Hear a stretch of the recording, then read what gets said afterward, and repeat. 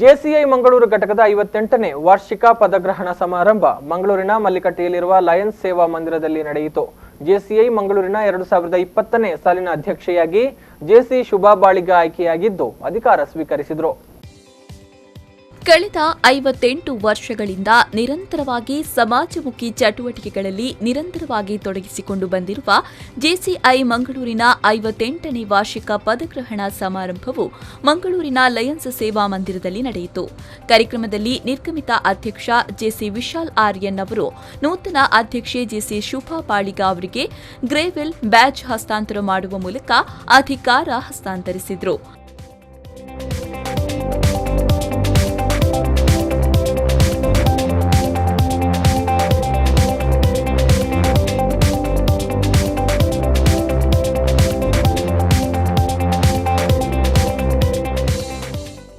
ಬಳಿಕ ಪ್ರಮಾಣ ವಚನ ಸ್ವೀಕರಿಸಿ ಅಧ್ಯಕ್ಷ ಪೀಠವನ್ನ ಅಲಂಕರಿಸಿದರು. ಈ ವೇಳೆ ಮಾತನಾಡಿದ ಅವರು 2020ನೇ ಸಾಲಿನ ಅಧ್ಯಕ್ಷೆಯಾಗಿ ಜೆಸಿಐಯನ್ನ ಉತ್ತಮವಾಗಿ ಮುನ್ನಡೆಸುತ್ತೇನೆ. ಅಧ್ಯಕ್ಷೆಯಾಗಿ ಅವಕಾಶ ನೀಡಿದ ನನ್ನ ಎಲ್ಲಾ ಹಿತೈಷಿಗಳಿಗೂ ಮಿತ್ರರಿಗೂ ಕುಟುಂಬದ ಸದಸ್ಯರಿಗೂ ಆಭಾರಿಯಾಗಿದ್ದೇನೆ ಎಂದರು.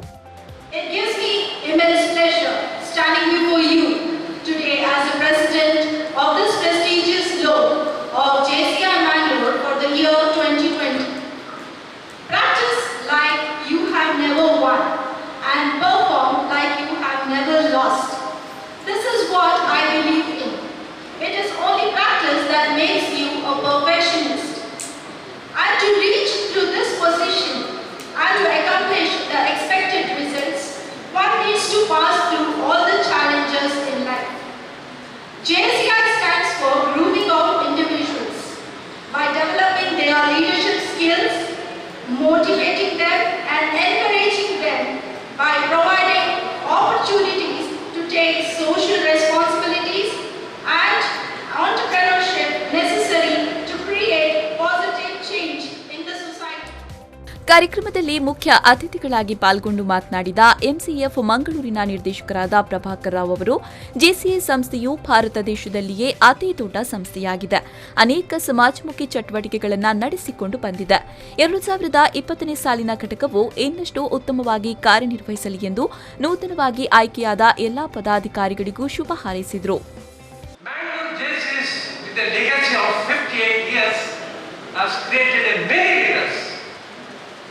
All are sitting here, taking the position of in the Alliance or Rotary or in the society. But why there is a reluctance to become a JCI member? Is it that we don't know what is the purpose of JCI movement? The history of JCI, because it's an international like Alliance or Rotary, it's with a purpose of personality development. It is not that we expect the JCI movement to serve the society. There are separate platforms available. This is the platform where the youngsters collectively develop the personality. ಇದೇ ವೇಳೆ ಮಾತನಾಡಿದ ಖ್ಯಾತ ಲೆಕ್ಕ ಪರಿಶೋಧಕರಾದ CA S S Nayak ಅವರು, ಮಂಗಳೂರು ವೇಗವಾಗಿ ಬೆಳೀತಾ ಇರುವ ನಗರವಾಗಿದೆ. ಜೆಸಿಐ ಮಂಗಳೂರು ಘಟಕವು ಜಿಲ್ಲೆಯ ಅತಿ ದೊಡ್ಡ ಜೆಸಿಐ ಘಟಕವಾಗಿದ್ದು, ಶುಭಾ ಬಾಳಿಗ ನೇತೃತ್ವದಲ್ಲಿ ಘಟಕವು ಮತ್ತಷ್ಟು ಸದೃಢವಾಗಿ ಬೆಳೆಯಲಿ ಅಂತ ಶುಭ ಹಾರೈಸಿದರು.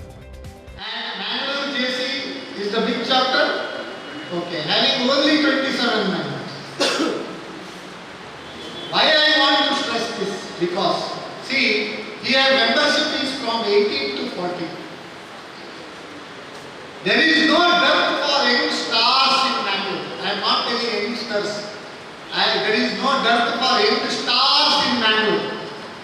You should find out and reach all those stars and make them members of JC. In 2020, it is a 2020 year also, 2020 match also in 1 year.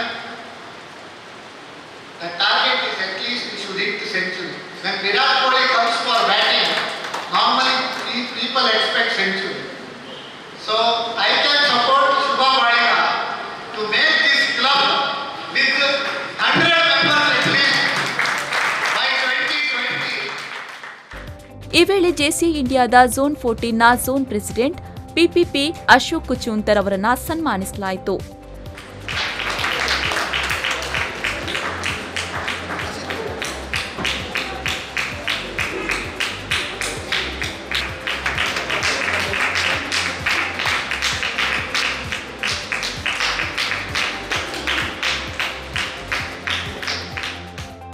2020ನೇ ಸಾಲಿನ ಜೆಸಿಐ ಮಂಗಳೂರು ಘಟಕದ ವೈಸ್ ಪ್ರೆಸಿಡೆಂಟ್ ಆಗಿ ಜೆಸಿ ಸೌಜನ್ಯ ಹೆಗ್ಡೆ, ಸೆಕ್ರೆಟರಿಯಾಗಿ ಜೆಸಿ ಮೋಹನ್ ರಾಜ್, ಕೋಶಾಧಿಕಾರಿಯಾಗಿ ಜೆಸಿ ನರೇಶ್ ಭಟ್ ಆಯ್ಕೆಯಾಗಿದ್ದು, ನೂತನ ಪದಾಧಿಕಾರಿಗಳು ಪ್ರಮಾಣ ವಚನ ಸ್ವೀಕರಿಸಿದರು.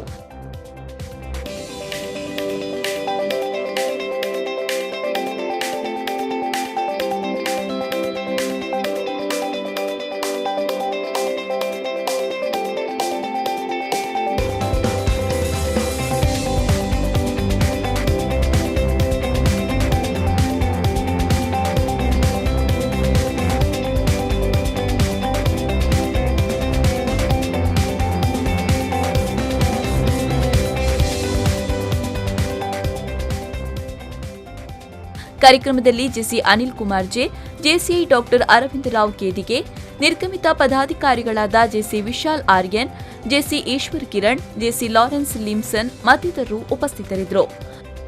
Aditya Rao, V four news 24/7 Mangaluru.